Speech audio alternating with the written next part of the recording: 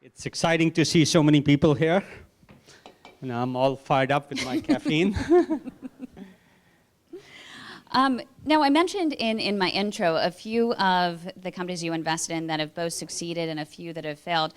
I'm curious, before we get started into specific advice for investors, what was that aha moment for you where it shifted from failure just being just that, failure, to becoming a viable investment strategy? You know, as many of you are entrepreneurs, you know that to be an entrepreneur, you have to be an optimist. So there wasn't an aha moment for me. It was almost just ignoring the failure part whenever that happened and just looking on the upside of things and sort of believing we can do what we need to do to succeed. One of my favorite quotes on entrepreneurship that I put on a slideshow I gave in 1986 was taken from hang gliding, which I used to do back then. It said, it was a movie that was dedicated to those who dream the dreams and then are foolish enough to try and make them come true. And that was so true, because if you're totally sensible, you'll only do sensible things and you'll never be an entrepreneur. So being a little bit unreasonable is actually a key characteristic. Unreasonable, optimistic, maybe irrational, all that makes a pretty good entrepreneur. What is it? Why does it take failure to get companies to truly start solving problems? I was explaining earlier that in the last 10 years, I get so many requests to speak, I turned most of them down. But the only time in the last 10 years I've actually called somebody and said, I'd like to speak, was at a little conference here called FailCon. Because failure is so key to success. My favorite quote in Harvard Business School wrote a case on our biofuel strategy a few years ago. And at the top of the case, they put a quote from me saying, my willingness to fail gives me the ability to succeed. Because unless you're willing to fail, you'll try safe things. And if you try safe things, you won't do anything interesting. It should be obvious that trying to not fail is a self-fulfilling prophecy to mediocrity. Right? You can't do exceptional things by trying safe things, because safe and rational things are what everybody else does. That's why entrepreneurs try unreasonable things, and because of that, sometimes they fail, but they don't really fail. They just try again. And, you know, who remembers the times I failed? Everybody remembers all the successes. Right? About the same time we started Sun Microsystems, we started another company. Same with Scott McNeely and I started another company about 3 months before we started Sun, called the Data Dump. We actually ran the two companies in parallel, but who remembers the failure? Anybody heard of the failure? And it sort of becomes irrelevant if you take the right attitude to it. So I'm huge on trying things and not being afraid to fail. It's important in that to correct yourself quickly. When you fail, you can fail often as long as the consequences of each failure are small and you course correct. I sort of think of failure as just a way to iterate to the right answer. And if you're trying new things, it's very, very unlikely that you're going to be able to tell where you really are going. It's nice to create the illusion that you have a plan and you know where you're going, but it is no more than an illusion, because most of the time, most of what you do on your way to success is discover what works and what doesn't, and you have a series of hopefully small failures and don't stick with the bad ideas too long. If you're trying exceptional things, you also have to be very flexible, and there's lots of names for it. Pivoting is one, but to me, it's about a series of small adjustments so you can adjust as you discover, because anything that can be planned for completely is probably something other people have done already. No one likes to think about that, about failing. And I know for me, I have a little startup on the side, and I'm always afraid, how will I know at what moment I should say, you know what, this isn't going to work? Because you keep wanting to try. You know, there's different kinds of this isn't going to work. Most of the time, when people give up, it's because they decided on a path and stuck with it. Mm-hmm. As opposed to, so they failed in how and never got to test whether what they were trying to do was going to be successful or not. Just because you failed at how you're doing something doesn't mean that what you're trying to do is likely to fail. It may be you need different tactics to get to your goal. Your vision's still right. I mean, lots of people tried Facebook before Facebook. Where they failed was in the tactics or how they tried to do X or Y or Z, not in the end goal of a social network. And so you have to keep in mind, if you believe in a vision, if you don't have a vision, you're unlikely to succeed. If you believe in a vision, you want to try all the possible ways and iterate and experiment as often as you can in all the possible ways to get to your vision. Sometimes you have to change your vision, sometimes you have to pivot, but more failure happens because people fail to try alternative ways to get to the vision was right, and you discover 2 years later somebody else was successful with it because you didn't try different ways to get there. Do you still think that anyone locked in a cage, if their life depended on it, they could solve any problem? I believe people can solve most problems. Right? It is absolutely, necessity is absolutely the mother of invention. And the more desperate you get, the more creative you get. So I've seldom seen a startup that hasn't run into critical, life-threatening problems that seemed insolvable. But when your life depends on solving that problem, you get very creative, and you try lots of things, and most people succeed. At G. Gibson out here has a question. If failure is so acceptable, why do VCs so often judge a company by their first hypothesis when deciding to invest? That's a great question. You know, just as much as VCs judge your company on whether the first hypothesis is right or wrong, you should be judging VCs. And what do they do right and wrong? My personal view is people are much more important. Markets are much more important. Those are relatively invariant when you're trying to solve a problem or build a company. What the market hypothesis is, how you first plan to try something, those things can be changed. What at least we look for, and I know the kinds of VCs he's talking about, what we look for, I almost tell our guys, it doesn't really matter what the plan says. It's, are these the right people? Will they adjust, be open-minded, try different things, or are they too wedded to one thing? And the second part you can't change often, though it can be changed by pivots, is the market. If the market's right and the people are right, almost certainly the plan doesn't matter. So I often talk about, and I have a paper on innovation on our website, that sometimes it's a disadvantage to have a plan, and I generally prefer not having plans, at least not rigid plans. And plans should be adjusted every few weeks or months. So what's a plan good for? So why do you ask for a plan? To me, what I get out of a plan is not what the plan is, but the quality of thinking of the entrepreneur. So I use the plan to judge the entrepreneur.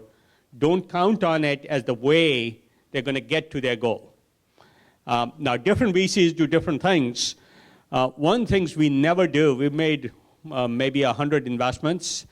I've never looked at an IRR calculation. And people look at me funny when you say you're an investor and you never do rate of return calculations, mostly because we don't believe you can come up with the numbers in your plan. Having been an entrepreneur, I can tell you I can cook the numbers also every single time to get to the answer you need. and bury the discrepancy in some assumption, and then find some rational justification for that assumption. But plans are very important to do a couple of things. One, to look at the quality of thinking of the entrepreneur, to look at whether the entrepreneur has seriously looked at not only all the opportunities in the space, but all the risks in the space. And if you've looked at the risks objectively, then you think it's an entrepreneur who's thoughtful about what they're trying to do. And if you have a thoughtful entrepreneur, the rest will take care of themselves. There are entrepreneurs who just believe they'll be successful and don't want to question themselves. And those are generally the wrong kinds of entrepreneurs.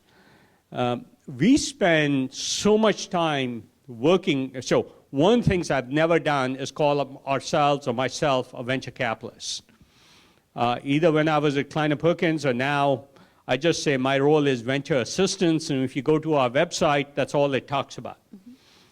And our goal is to help entrepreneurs, challenge them, ask them hard questions so they can then discover.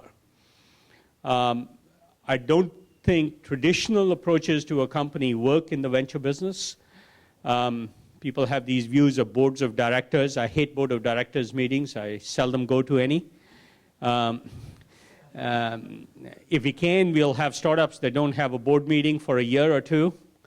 And the reason's simple. You can't just report. What you really have to do is say, what are the 1 or 2 or 3 questions that are most important now till the next phase, and brainstorm around them. That's a very different model. So I can tell you, in 25 years of being on various boards of directors, I have never once, not once, with one exception I'll tell you, voted against an entrepreneur or a management team on any issue, and I discourage boards, I fight boards who want to vote on things. And the reason is very simple. VCs come in once every 6 weeks for a board meeting. They have dealt with 20 other companies, don't know enough about what you're doing, while you're dealing with all the nuances that you can't explain in a slide. Your hunch is built up out of trying 1,000 different little things. And no VC or board member should ever overrule that. Their goal should be to ask you hard questions, to push your thinking, maybe make you uncomfortable, but to leave the decision to you as the entrepreneur. If you believe in this iterative model of planning that I've talked about, then you want that kind of approach as opposed to a board that says, here's your milestones, here's the IRR we calculated, now go deliver. And fix. So I sort of wandered off on that question, but at least I think that's a very, very important cultural difference between different types of VCs. And different VCs do very, very different things. A lot of times what I find is, in terms of interviewing startups, is that I feel as though none of the actual entrepreneurs feel like they have the power as they're going around and searching for funding. What power do these entrepreneurs have? You know, that's a shame, because entrepreneurs should feel like they have all the power. One of the hardest things, and I'm going to answer a different question first, and if I remember, I'll come back to your question. As an entrepreneur, one of the hardest things you do is to know what you know, to know what you don't know, and to know what you don't know. Most people fail because of the stuff they don't know they don't know. And beyond that, for the stuff they've figured out they don't know, the hardest thing you do is decide whose advice you ask. Now, if you're a technical founder, which many of you are used to coding, you have a great idea, and there's a marketing question. You have no way of not only judging the answer to that marketing question, you have no way of deciding if somebody is good at answering. Who do you ask? I've seen people who ask their parents, they've never been in a startup, or ask the VP of marketing. But that VP of marketing may not be a good VP of marketing, maybe too traditional, or only versed in something else. So this question of whose opinion on what topic And almost certainly, you have to ask a different person based on the area or the topic. Trust me, it's the single most important decision you will make is whose opinion to trust on what topic. My advice to entrepreneurs,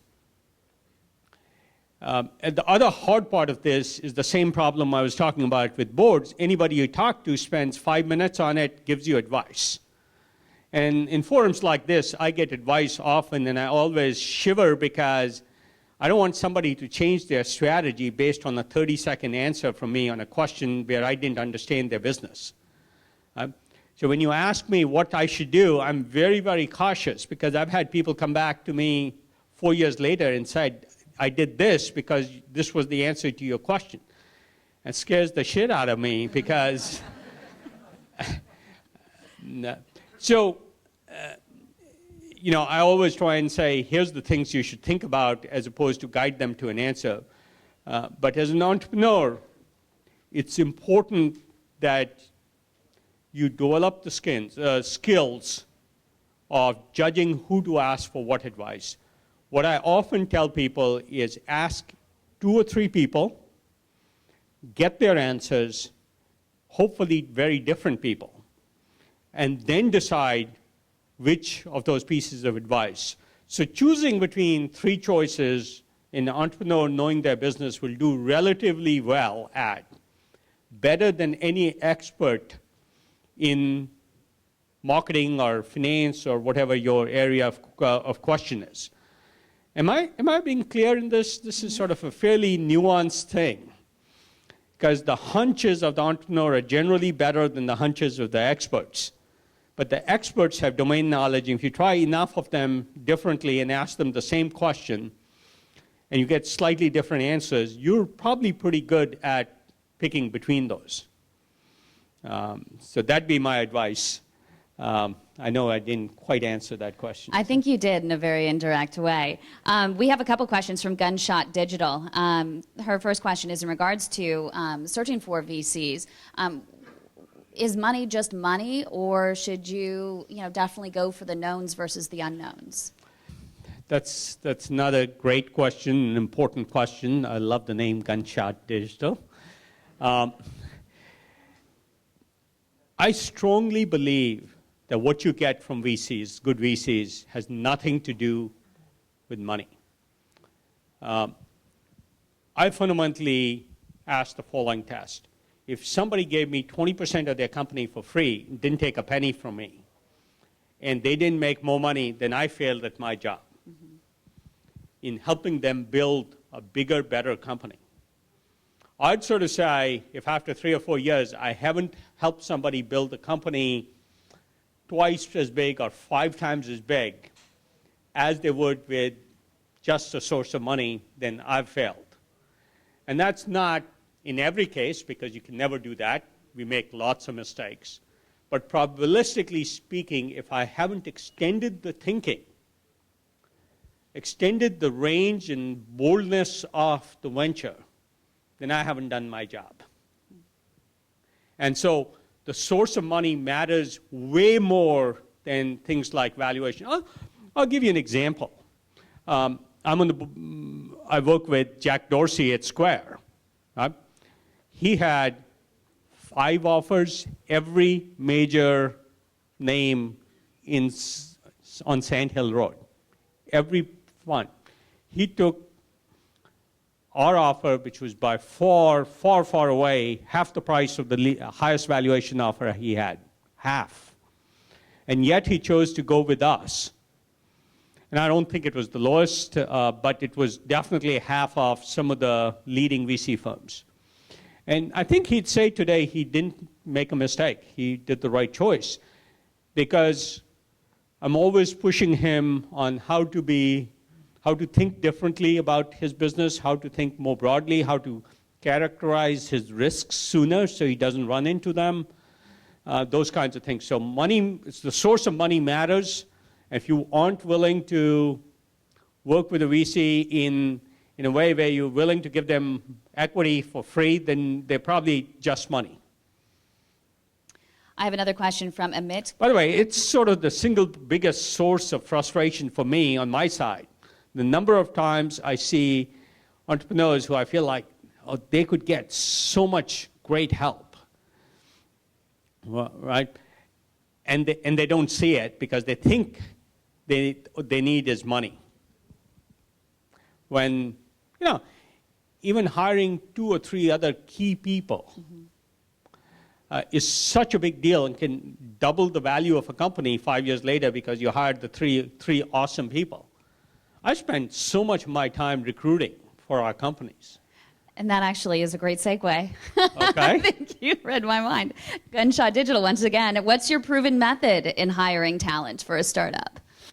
So there is no one single method for hiring talent. Again, it's a very, very nuanced thing, but let me give you some specific actionable things. I have 2 papers on our website. And I spend an awful lot of time writing things for entrepreneurs to use, whether they're in our portfolio or not, because otherwise you're not a venture assistant. Let me describe 2 papers. One is about interviewing people, especially when you've never interviewed. You're hiring a VP of marketing, you're hiring a CFO, you're hiring a CEO. Most likely have no idea what you're looking for because you don't know the domain. So the first paper is about interviewing. It's about 15 pages long. And it's half a dozen or a dozen tricks I use to evaluate people in areas I don't understand. So if I'm hiring somebody in advertising and I haven't worked in advertising, how do I know what questions to even ask? How to evaluate them? How to do a spec of what I should be looking for? So without going into the details of that, there's a 15-page paper on that. The second thing, which every investor will tell you, is hire great people. Now, that's like saying buy low and sell high, and you'll do well. Right? It's stupid nonsense that people who don't understand, haven't done recruiting, will tell you. I don't know of anybody who's come into me and said, well, we are trying to hire bad people. So everybody has the right intent. The second paper is called Gene Pool Engineering. And I hope the latest version is on our site. My chief of staff is here, and I'll make sure he makes sure the latest version is, because we just revised it. And it basically talks about how do you engineer the gene pool of a company, the backgrounds of all the people in the company, to maximize the opportunities you have and to minimize the impact of the risks in your business. And just doing gene pool engineering will change your view of what your problems are in your company and what your opportunities are, and force you to look more broadly at both the opportunities, all the possibilities, and all the risks. Once you've done that, it'll change your thinking permanently, and more importantly, if you have a risk, think about hiring for that particular risk. Then you have to think about which are the companies that have solved that risk before. Then you have to think about who within those companies worked on solving those risks, and you follow this process.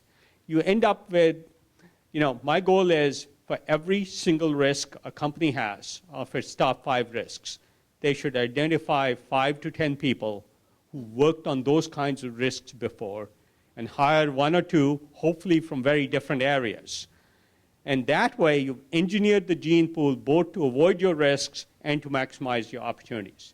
So it's a process. There's no magic answer, but it's a very, very actionable thing on the gene pool engineering side and on the recruiting side.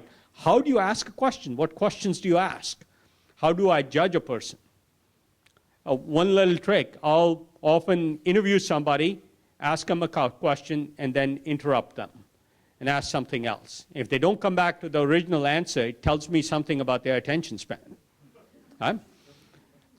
And I'm purposely interrupting them or distracting them. Or there's 100 little tricks like that used to say, what are a person's strengths and what are their weaknesses? Because, just like when you present your plan, you don't say you're doing bad hires. Anybody candidate coming into you will show off his best side.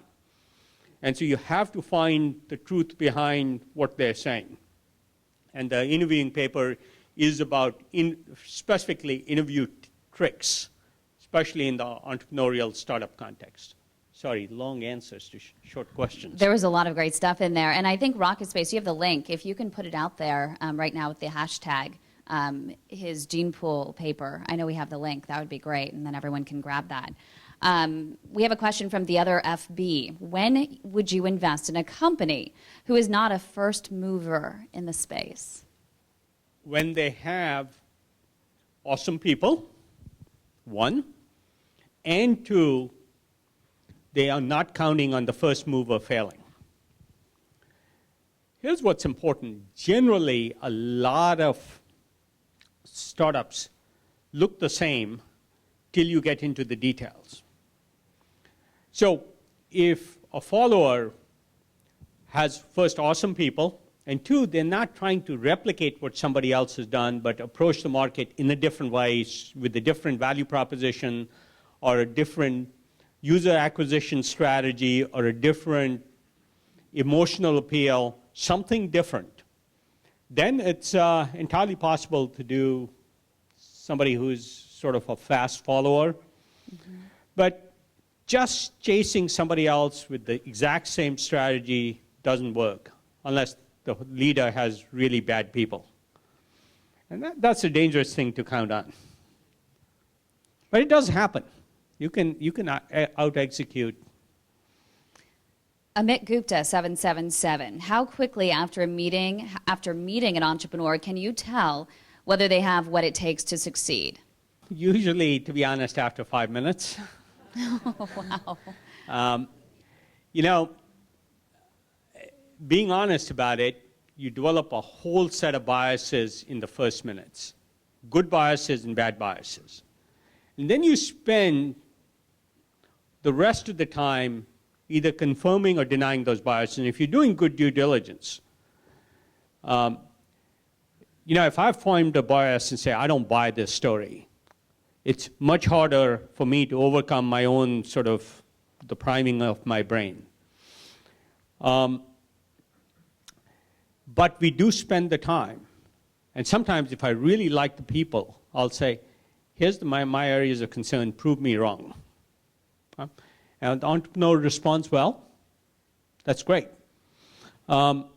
Sometimes I decide I love this because these 3 reasons. And then I'll have somebody in our team say, hey, there's 3 reasons why do you think these are not right? And let's go prove the other side. Disprove why I like it. Mm-hmm. So on both sides, both why I like things, why I don't like things, people tend to form opinions pretty quickly. But if they're doing a good job, they will then go test those assumptions, both negative biases they may have formed as well as positive biases they may have formed.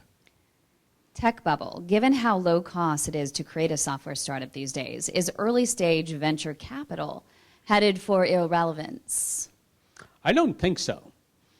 There's 2 ways to look at this, right? Here's the great thing about the venture business. When you lose your money, you only lose 1 time your money. When you make money, you can make 50 times your money or 100 times. Usually, in a bubble environment, the problem isn't money, the problem is skilled people to work on problems. Mm-hmm. And if they get splintered across too many startups, then you don't have the talent to make these adjustments I kept talking about earlier. Execute well, but keep making the iterations and adjustments in your plan. And if you don't do that, then you're unlikely to succeed. If you don't have other great people in your startup who can challenge you, so you have a worldview. If you don't have a founder, co-founder, or 2 co-founders, or even some senior employees who you listen to, who keep challenging you, then you're not going to question yourself and iterate. If people are there to do that, and you consider them peers and respect them in a way where you take their concerns, then I think you're much more likely to succeed. That skill becomes more splintered in a hyped environment because everybody can get, each one of those founders can get funded to do their own thing. I think creating a dynamic of questioning assumptions in your own startup, among your own team, in a way where people feel they can stand up and challenge you and argue with you is absolutely essential. Because without that, you can't make the adjustments that you need to find the right path or the right business plan.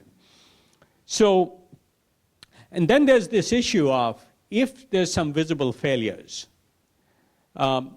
you will see the herd VCs drop away very, very quickly. Mm-hmm. And people will get squeezed. I mean, some good ideas won't get funded.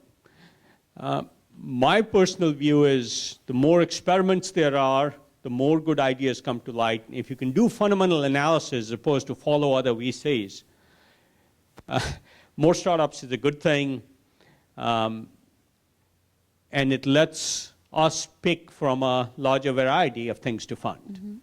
More startups is a good thing, but I think what many startups are struggling with is the high demand for really great engineers and developers, and there's a little bit of a scarcity. So how are you advising your portfolio companies in hiring? You know, look, we do have an advantage. So just last week, we have a startup called NAS, Corey Reese, mm-hmm. Called me and said, there's this fresh graduate out of Harvard. 3 people are trying to get him. He's really, really awesome. Can you spend half an hour with him? And I just said, sure. I sat down with him for half an hour. He signed up. We do have an advantage in recruiting against other. I'll tell you, there's a great... Anyone want to use him for recruiting? We had a situation just recently where, you know, Uber Cab's great company, doing really well, hot company. We had just agreed to fund Kaggle, which is a small 2-person startup, right? And they called me one night, it was Thursday night, and I was traveling actually Thursday and Friday. I said, there's this great guy, but he has this great, awesome offer from Uber Cab, and they're so hot, I didn't know how to compete. He won't even talk to us. So I just called the guy. By Saturday, he had accepted a job, given up the COO job at Uber Cab to take the COO job at this 2-person startup. But that's our job. That's what I mean by money isn't money. Right? I probably spend more time selling engineers, co-founders, key technologists, on joining our companies than any other single thing I do. I have a question from Abe Martinson. Why in the era of lean startups and scale or die, the VC model itself has remained non-scalable and extremely inefficient? Well, I don't know what you mean by inefficient. You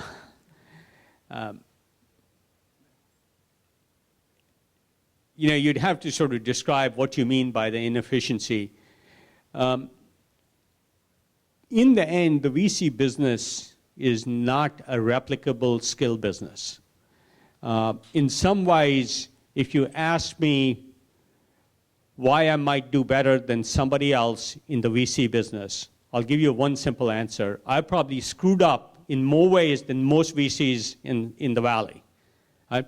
Over the course of 25, 30 years, first on the entrepreneurial side, going through a couple of companies as an entrepreneur, then on the VC side, and sort of done so many things where I look back a year later and said, duh, what was I thinking? Right? Hopefully, and I always say, hopefully I don't repeat the same mistake twice, just find new ones to make. But that repertoire of mistakes is really, really valuable because in it is many of the ways your company can fail, and somebody who's done this and has good judgment can help you. This is why the VC business is not replicable.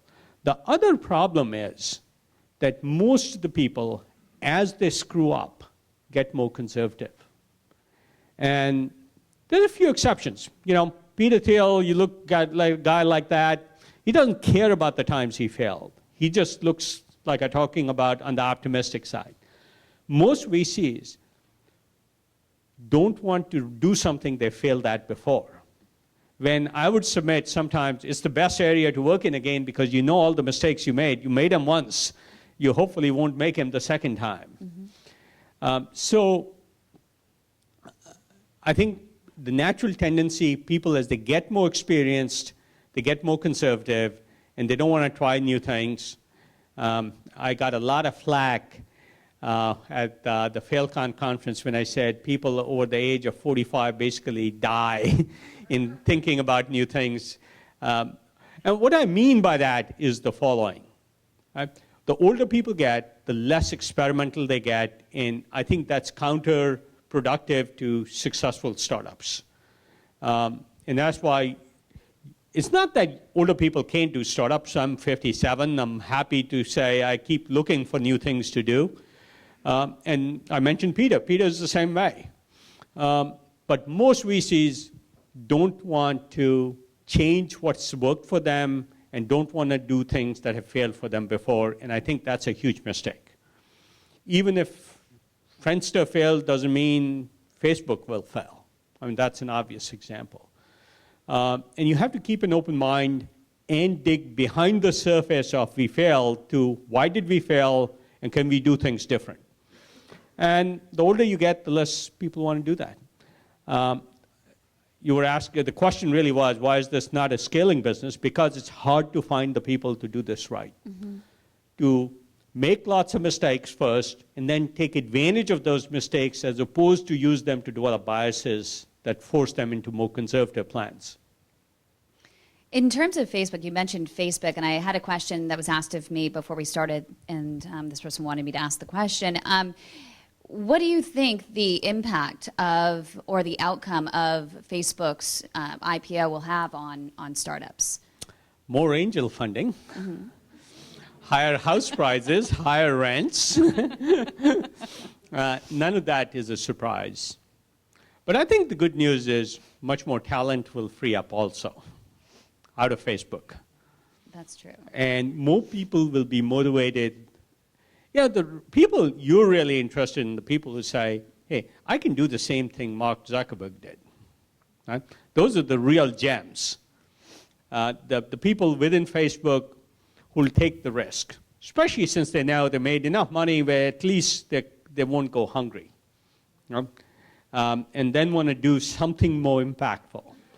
One of the most interesting things I've seen is people who've been at successful companies, whether it's Facebook or Google or other places, and the ones that are most interesting to me are not the people who say, hey, I want to do a startup, I made $1 million, I want to make 10. It's the people who say, I made $1 million, now I'm free to do what I really want, what I'm passionate about, I want to do something much more impactful. And those people are so much more committed to their vision that they become almost missionaries. I've found mercenaries are just a bad formula for successful startups because when a startup runs into problems like every one of you will, right, the mercenaries sort of hide, right, or go away or find a new job or find a new startup. The missionaries stay with their mission and find ways around their problems. I believe that sort of passion for a vision is an essential ingredient. You have to commit to a religion that you believe in. And no matter what difficulties you run with it, you question yourself, you adjust, you make the kinds of adjustments you talked about, but you don't lose confidence in yourself. You know, Maya Angelou said, I may face defeat, but I won't be defeated, or something like that. And I think that's really important. There was another favorite, one of my quotes, I'll try and fail, but not fail to try. Some of these things are essential ingredients for startups. I'd plaster these things on the wall in every startup, just as sort of the kind of culture you need to develop. I know they sent out some emails on some of the talks I've given. Much of those talks, especially the one I gave at MIT, and then the one I gave at our CEO conference, the Khosla Ventures CEO conference, which are all on our website also, were more about both at the high level and then at the very actionable level, the kind of culture you want to establish, the kind of process you want to establish. And it's not process in the rigorous sense, but sort of culturally how you behavior patterns you want to establish. Those are absolutely key to successful startups. And the MIT one, for those of you who have the time to go look at it, was much more meant to be inspirational for 800 kids coming out of MIT. And the one at our CEO conference was meant to take the same things and translate them into tactical, actionable things. How do you sort of make some of these high-level concepts actionable? I'm big on making everything actionable. Because most of the books and stuff I read are so high level, I say, what do I do with this? You know, how do I use it in my business? So. Milan Thakur, when brainstorming or exploring ideas, at what stage do you think an idea gains enough traction to devote your time entirely to it? You know, that's a judgment call. And it's a complex judgment call. If you're at the stage where you're experimenting with 6 fundamentally different ideas, I wouldn't commit to one till you developed a real passion, a real belief in that vision. Because if you don't really believe in it, you'll keep adjusting away from it too quickly before you've tried all the ways. Keep remembering that things can fail because what you're trying to do is wrong, but they can also fail because how you're trying to do things are wrong, and what you're trying to do is right. And I find people often think what they're trying to do is wrong when it is right, but how they're trying to do it is wrong, and they need to adjust their tactics, not their strategy. So you can have the right strategy and the wrong tactics and fail. You can also fail because you have the wrong strategy or the wrong end goal, but more often than not, it's just people need to adjust how they're tactically trying to approach something, and those adjustments and that brainstorming in a good team will then get you to the right answer. Joel R. Davidson, given the rise of numerous consumer apps, are the brightest engineering minds solving the right societal problems? You know, it's too highfalutin to say what's a right societal problem. What I find is people do things that they have a passion for, what their vision says. And then everybody has their own view of what impact is. You know, you can have a lot of impact because you change healthcare with a great startup, or change the world with an information engine like Google. But you can also have a great impact because you gave 100 people new jobs and did a video game site. Maybe that's not a societal problem, but you did provide a lot of people jobs. That's probably more meaningful to them than having access to Google. One of the most rewarding things of a successful startup is when people come to you 5 years later and say, boy, you helped me buy my house, or, you know, I had this problem and it sort of went away. Those things, so reward can happen at many different levels, and it depends on your personality. I wouldn't be too judgmental or highfalutin. Now, if you came to me and said, here's a great gambling idea, we won't invest. I don't like to invest things I don't think have a positive impact. But that's a judgment call. If you came to me with a great video game idea, we invested in Rumble, we'll probably do it. Now, you may say, well, that's just a way for people to waste time. But those are judgment calls each person makes. You know, We've turned down many a gambling idea, but we've done video games or other things that others might not consider impactful. By and large, the more impact you have, the more fun it is, the more committed and you can get to the idea, more religious belief you can have in the idea. Friends learn. What are the forcing functions that entrepreneurs can use to close investments with VCs? What are the best techniques to actually close a round? Again, that's a complex question. There's no simple magic.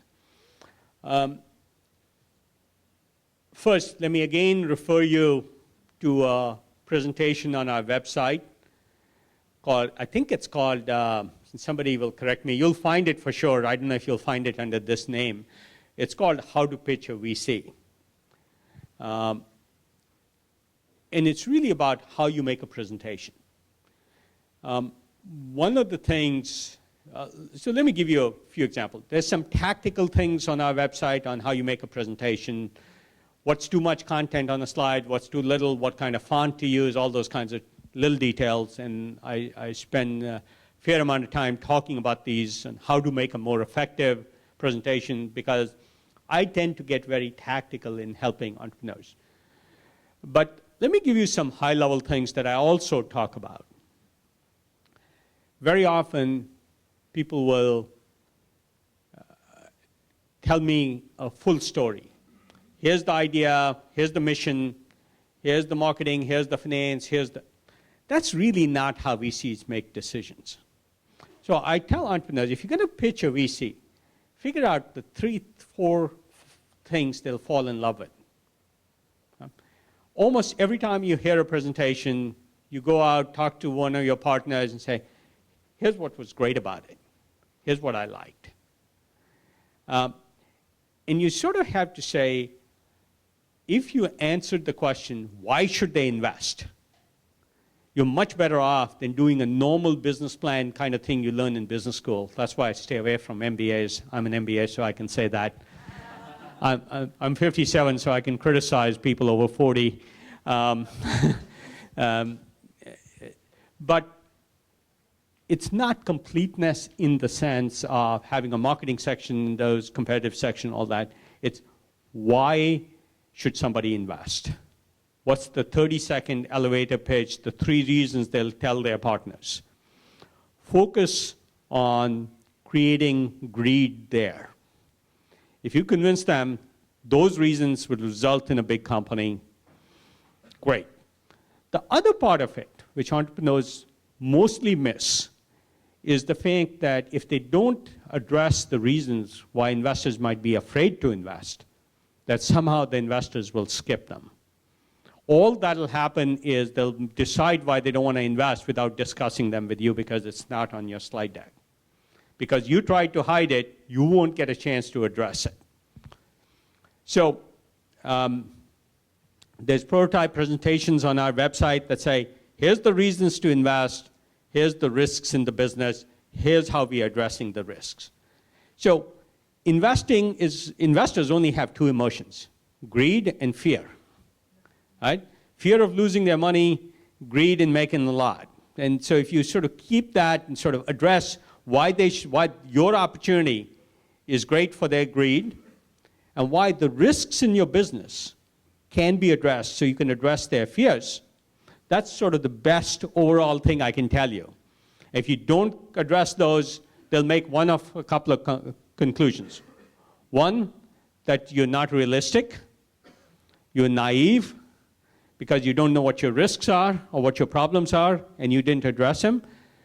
Or they'll make up their own versions of those, and you won't get a chance to discuss them. So in that sense, investors also are very sensitive to pitches that are all hype. They hear enough pitches that they know what's hype. And so one of the important things we as investors judge is whether somebody is really genuine. Now we also care about, would I enjoy working with the person? Right? How do they communicate? How honest they are, what kind of relationship, what the chemistry is, all that's important.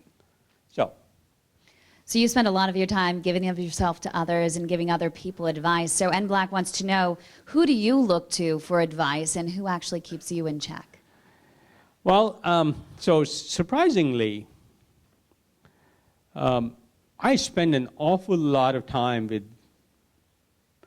people who are naive in lots of areas, but they're the source of fresh ideas. So I find my biggest failure mode is being too cocky, being too arrogant about knowing everything or having seen everything. So I try and spend an awful lot of time with people with fresh new ideas and say, is there a new idea that I haven't heard of before? Is there something I haven't thought about before? There's two kinds of things, two kinds of behavior patterns. If you look at most psychology, there's sort of most decisions are made by what Dan Kahneman in his book, Thinking Fast and Slow, calls System 1. Basically, the primal human brain makes most decisions. The neocortex does all the thinking part. The primal brain, System 1, as he calls it, has an immediate response without justification to almost all the input. And the older you get, the more you fall into this pattern. You have an experience base, you have an immediate response, you go act on it, that's your bias, and you won't change your mind. I try and spend a lot of time questioning those assumptions. Usually what happens in most humans, in this System 2 or the neocortex, actually makes logical decisions that don't have an intuitive answer. Most of the time, when your System 1 has made a decision or based on your biases or previous experiences, System 2 spends all this time justifying that decision. And I'll give you some examples that are very, very funny. And I'll come back to that. What you really want to do is not rely on sort of your primal response, your System 1. You want to get all the input and then say, what are all the reasons why whatever I've decided can be wrong? 90% of time is spent justifying why you're right, not why you're wrong. It's very, very important to think. And I use people whose perspective I've never had, like a young kid who's 23. Listening to them on why I'm wrong or what have I missed, some new ideas, and that sort of keeps me fresh and younger. Every time I give a talk, one of my daughters will send me an email about all the things I did wrong. I get that often. The author of The Practical Genius says everyone needs to have a fat brain in their lives. Clash Scavenger, can you talk about founders bringing in CEOs? At what point should they bring in a CEO? Boy, tough question. Let me first talk about the pros and cons of bringing in a CEO.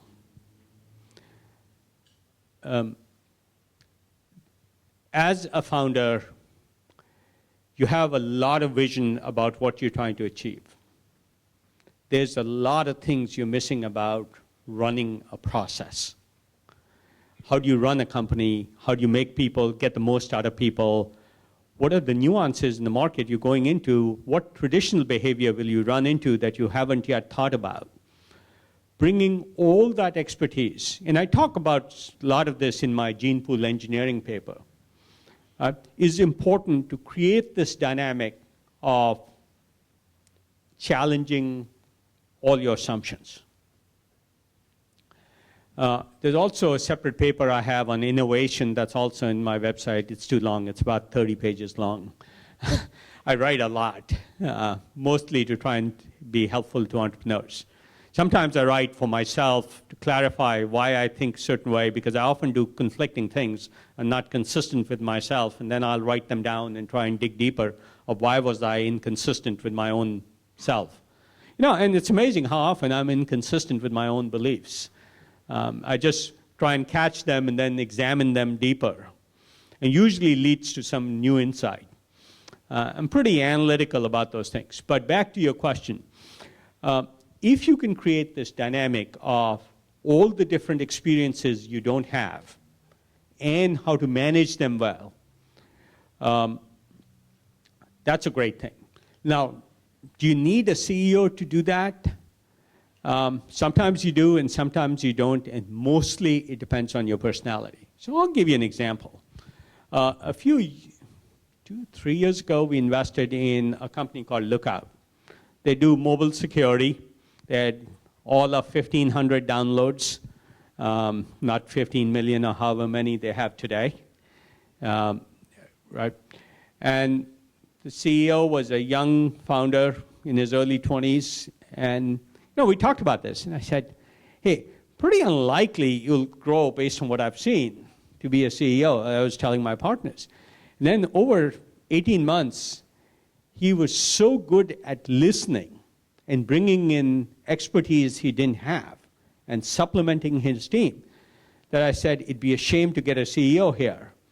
And I've spent all my time trying to help him and coach him so he doesn't have to get a CEO. And I'm almost certain now he won't need a CEO. But let me give you another very specific example. I mentioned Square earlier. Jack Dorsey bought in Keith Raboy as COO. I think the company would be worth half as much without Keith. But Jack was able to decide what he did really well and what he couldn't do well and who to bring in. And because he did, first, the company scaled way more than Jack could have scaled it by himself because he bought in Keith. 2, Jack actually has empowered himself to make many more strategic decisions, spend a lot more time on strategy and on product, which is his strengths. So the situation is different. Some entrepreneurs are broad, some are not. Some CEOs want to take control. Some CEOs want to empower the founder. So let me give you another great example. Scott Crook, when he was building Intuit, brought in Bill Campbell as a CEO. And Scott would say it was one of the best decisions he made, even though Bill was the CEO. Bill never did any strategy or product and left all the critical functions that determined the success of Intuit to Scott. He could do it full time. It was the same relationship Jack and Keith have. But the titles became almost irrelevant.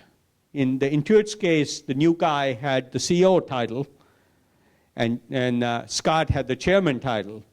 But I would say he did 90% of the key decisions on product and strategy. And Bill did 90% of the decisions on operations. Same thing's happening at Square, but Jack retained the CEO title. So it's, can you engineer this environment? And that's why I again refer you back to this paper on gene pool engineering. The key thing is, what are you missing in skill sets and experiences, even biases? You want different biases and sort of managed conflict within your company on each of those biases to get the best out of, and not be too swung in one direction by the bias of one person, which is mostly the experiences of one person. You want to engineer that's kind of, I sometimes call it managed conflict, sometimes I call it organized chaos. There's sort of hard thing to describe, but you want to engineer that inside a company. And then if you have to give up the CEO title, it's largely irrelevant if you have the right CEO. And if you have the right board, if you end up hiring this wrong CEO, they'll get rid of the CEO, not the founder. The intuitive response of VCs is to just get rid of the founder and keep the CEO because he's a better manager. But if you had to pick between great management and great vision and intuition, I'd every time pick great intuition and great vision over great management. Because there's other ways to do management. It's very hard to replace intuition and So Google's another example. I worked a lot with Larry and Sergey when they were starting out. They got a CEO, but the CEO didn't take vision away from Larry and Sergey. The title almost irrelevant. Each did the things they did well. Sometimes it's not possible. Sometimes the CEO coming in say, I won't do it, and I need the CEO title. So each situation is different. It is a hard question for you to decide. Early in a company, it's a bad idea to bring in a CEO. Especially till when you're still iterating and using mostly your intuition to iterate on tactics to get to your vision.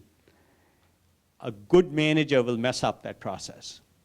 Almost always the ideal situation is if there's a great CEO with a vision, founder CEO, and a team under which is very different than the founder CEO that can execute, has other skills that the founder is missing. Almost always that's the preferred situation. But sometimes that doesn't work because of the characteristics of the founder, and founders have to be realistic about that. Todd Ellsberg, given current economic trends, how aggressive should a company be around growth versus hedging for downward risk? I get asked this question often. Right? To be a good startup, you have to be schizophrenic. You have to have a very optimistic view of the world, have a large vision.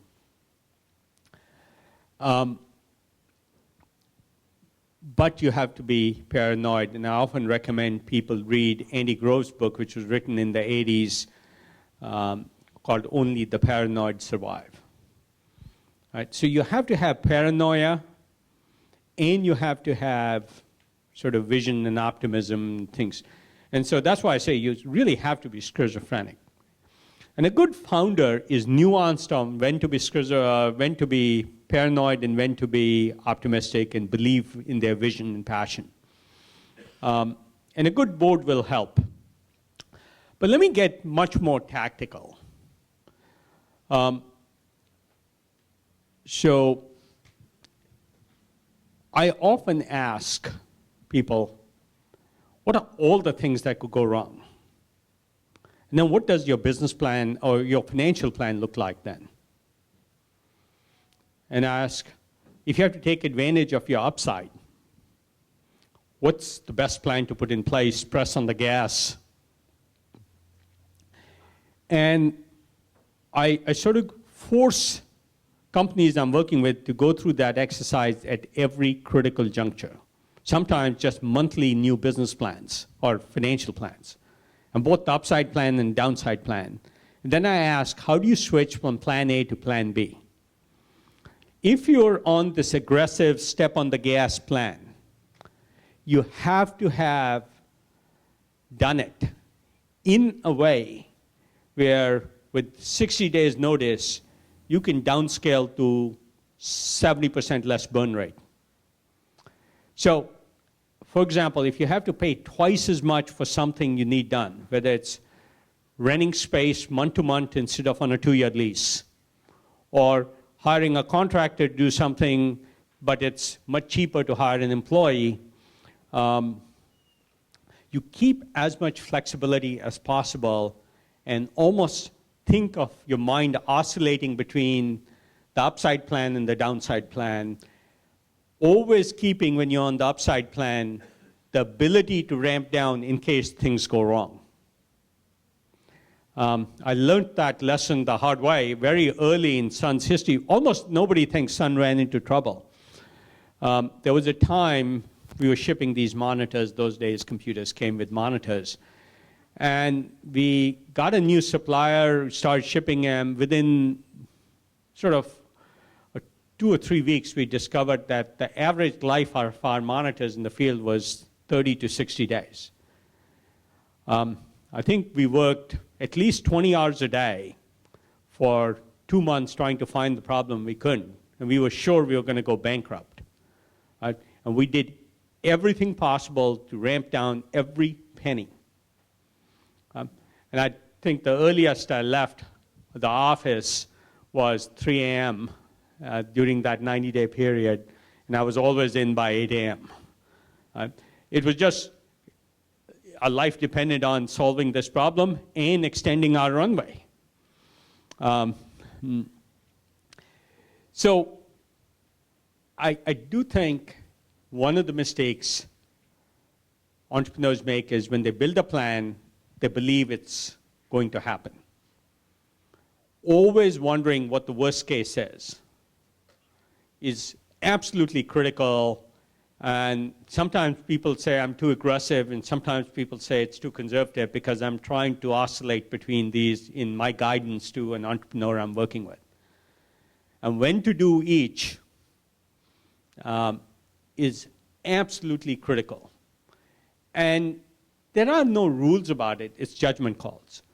For example, if you don't have competitive pressure, you can be a lot more conservative in your financial risk. If there aren't huge network effects,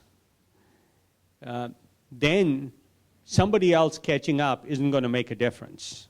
If there's huge network effects, somebody gets those network effects, you're going to lose. Then you have to take the risk. So think about this issue completely differently. The job of founders and CEOs in a startup is not about building the company. It is, but the more important job is managing risk. Let me give some examples. You hire 5 more engineers. You have a lot less schedule risk, right? But you have a lot more financial risk. Right? You say, I'm going to add these 3 features to my product. You've reduced your marketing risk, but you've increased your financial risk, or you've reduced your you've increased your competitive risk because you're going to take you longer to launch the product and competitors may catch up. So almost everything you do increases some risks and decreases others. And people never think about it this way. If I hire 5 more people, my financial risk is much higher. If I do minimum viable product, which I'm a big fan of the Eric Ries methodology, I am increasing my market risk. It may take me longer, it may take me, I may have wasted the product. So if you sort of think of one of these spider charts with risks and say, what risk does every action increase and decrease, that's a good way to think about tactical decisions as you make them. I'd like to open it up, actually. If you have a microphone out here, I've been asking actually all of your questions, but there are quite a few that I haven't been able to get to. And while we're passing the microphone around, I really want to get to some of the more specific industries like energy, big data, as well as advertising. There's some questions there. And one question here, is venture capital the right way So there's a question back there. You have one already? Yep, there's a, you can stand up and maybe we'll try and repeat the question. Who is it?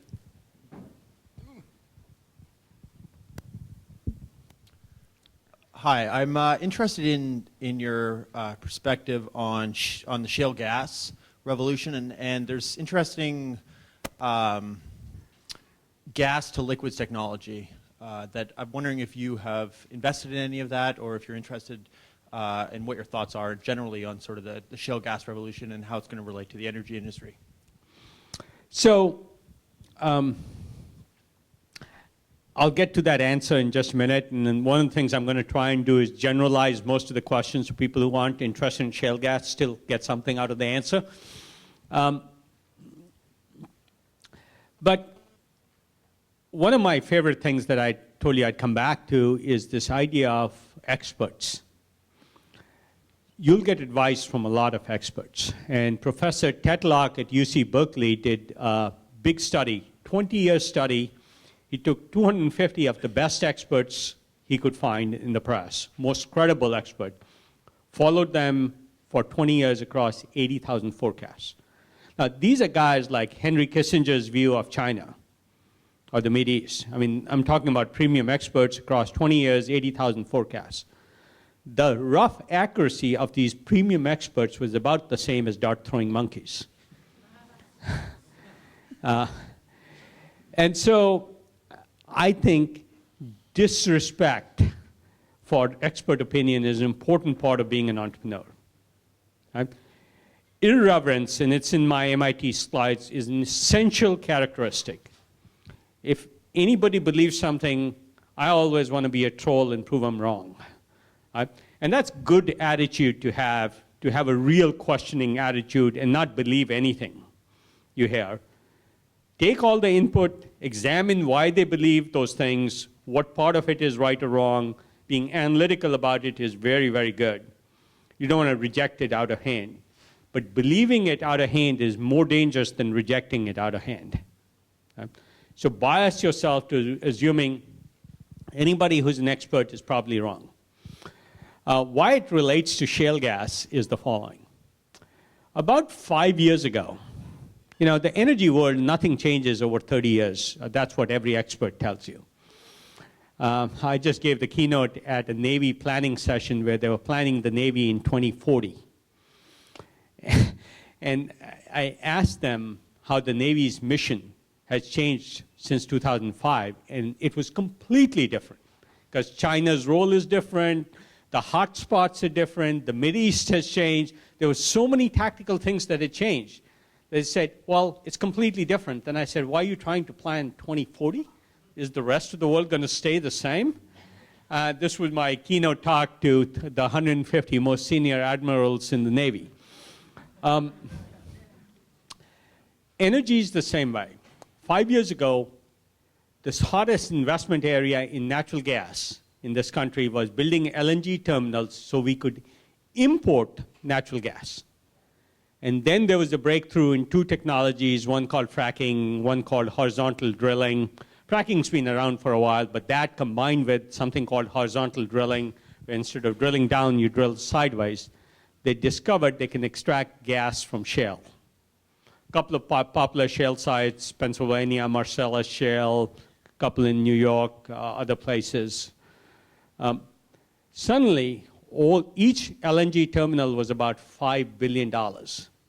They were being set up to import gas. Suddenly, there was no shortage of gas, and you didn't need to import gas. Now people are pivoting to saying, can they use these to export gas because there's so much gas? So 5 years ago, everybody thought there was a shortage. Now everybody thinks there's an excess of gas. Technology does cause large shifts. Because now there's an excess of gas, literally in 2008, the price of gas was $14 per MBTU or per unit. Today, it's $2.50. Right? All the assumptions and spreadsheets built on these by all the experts have now changed. So the question was, can you convert all this excess natural gas into liquids and run them like gasoline or diesel? And yes, that's a very, very interesting area. There are people doing it. We are spending time looking at all those. But I don't want to go into the details because it's probably not relevant to everybody. There's a question here. You can just stand up and... Oh. What area are you investing in that you're most excited about, that keeps you up at night and that you just love thinking about? I'll again give you a piece of reading to do. Turned out I blew my ACL while skiing over Christmas, and so I had time to write. One day, the day after I blew my ACL, since I couldn't ski, I wrote about 10,000 words that turned into 4 long blogs on TechCrunch. So early January, I published 3 blogs.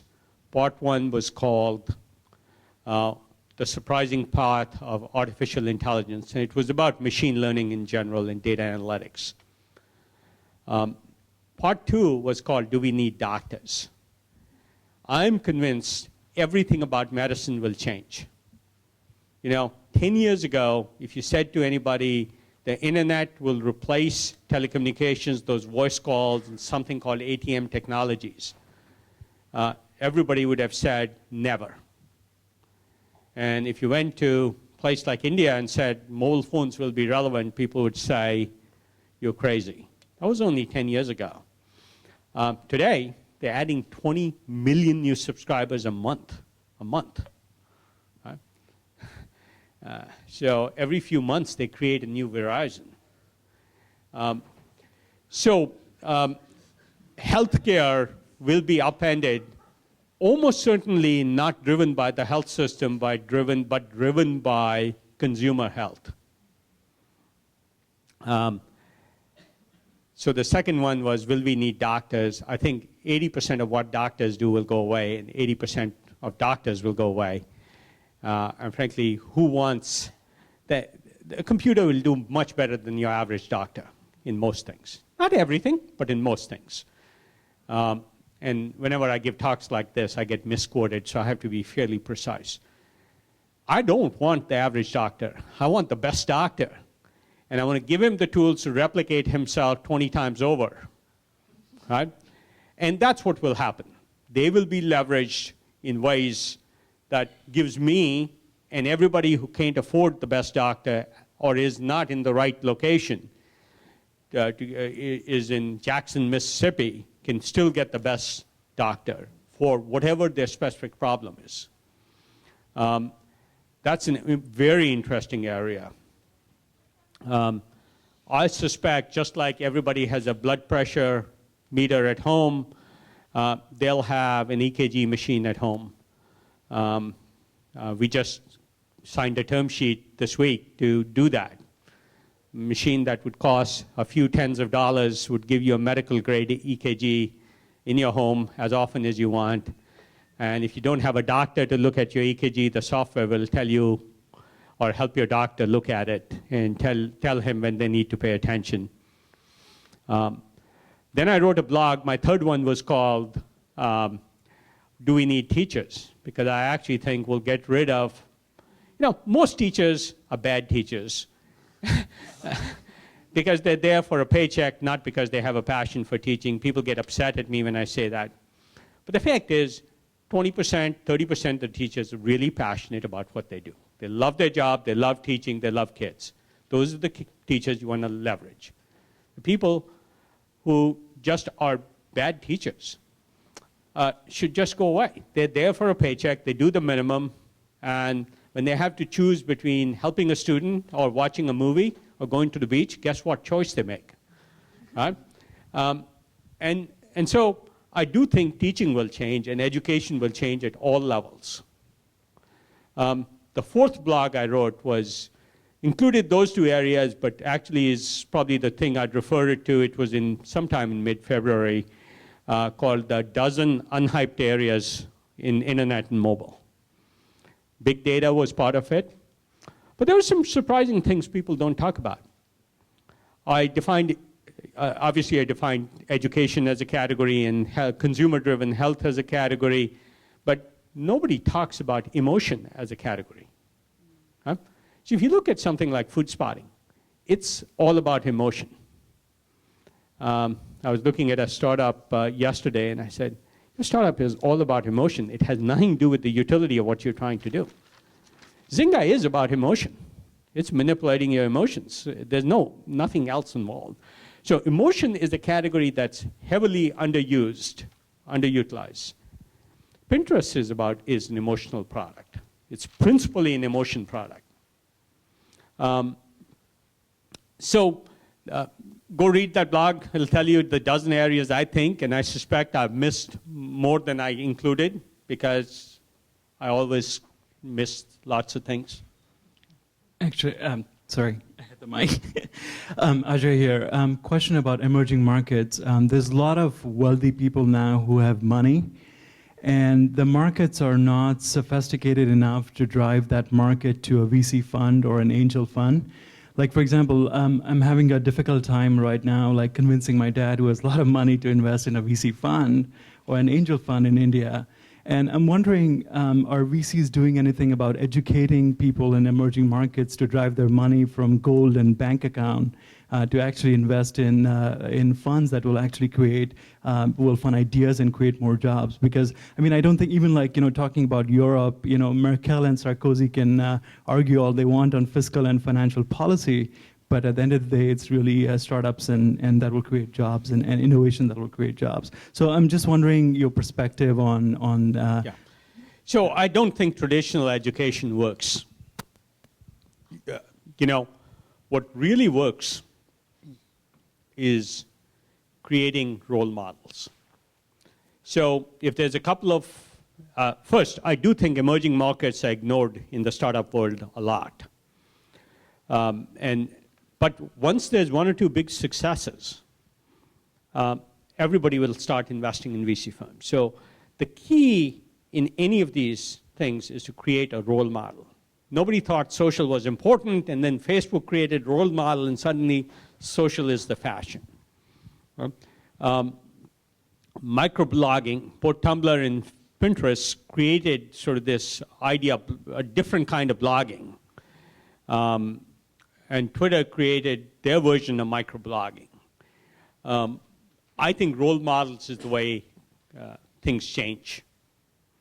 And if somebody makes a lot of money, people get greedy, and then suddenly it looks like all roses, and then you'll get overinvestment, then you'll get a few people losing money, and then you'll get the fear part appearing again. So we'll just keep oscillating between fear and greed, and driven by role models, both good models for when it excites greed, and bad models like Solyndra when it excites fear.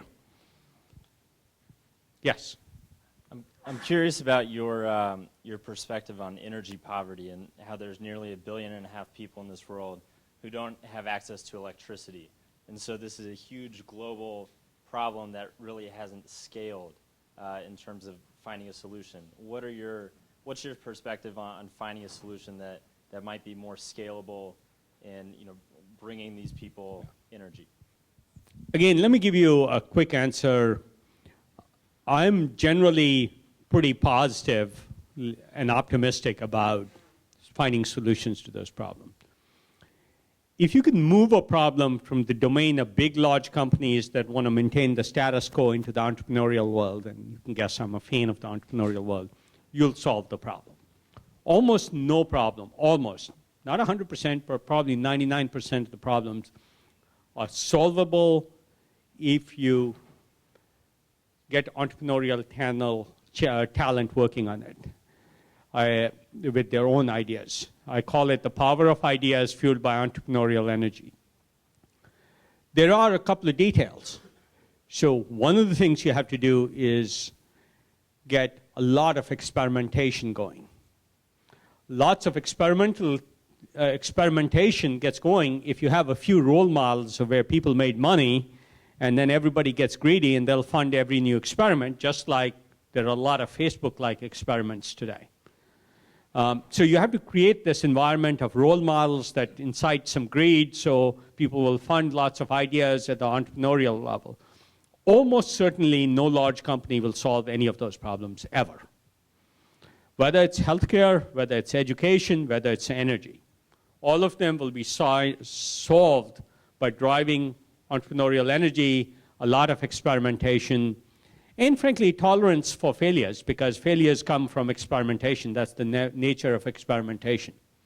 If you get that ecosystem going, and I think we've started on it, it'll take a while. That's why I'm optimistic. So last question. Shaheen Kazi. Oh, there's one question there. We'll go in the back and stop there. Yes, I'll keep it short. Okay.